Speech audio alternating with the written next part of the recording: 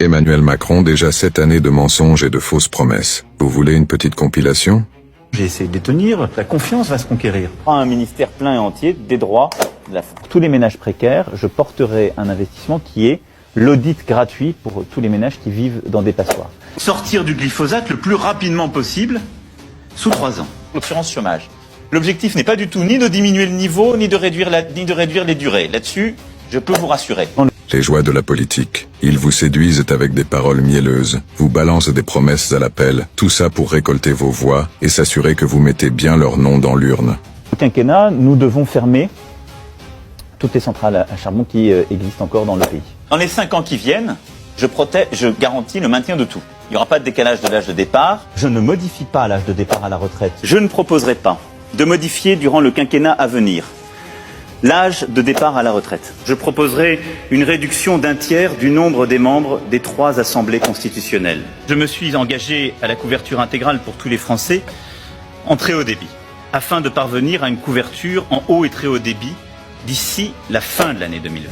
Et une fois au pouvoir, la musique change. Les engagements d'hier deviennent les oubliés d'aujourd'hui noyés dans un océan d'excuses et de justifications alambiquées. Changer notre mix électrique pour atteindre à horizon 2025 les 50%. Les ministres eux-mêmes doivent devenir comptables des actes accomplis dans leurs fonctions ordinaires.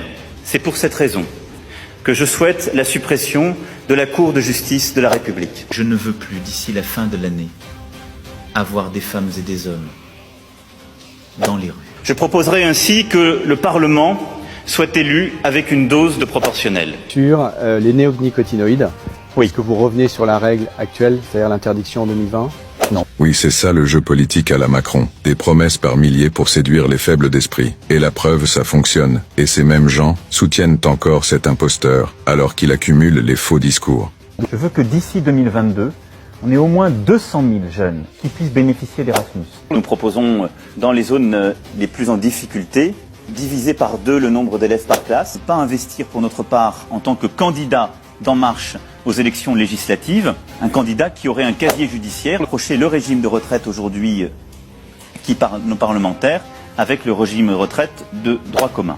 Je me suis attaché à simplement faire ce à quoi je m'étais engagé durant la campagne présidentielle.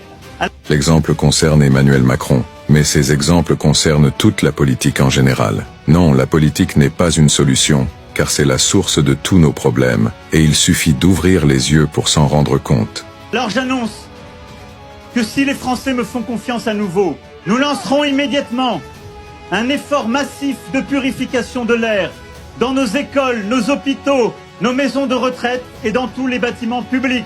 Et vous en verrez les premiers résultats avant la fin de cette année. Avant la fin de cette année. Parce que c'est notre projet! Vive la République! Vive la France!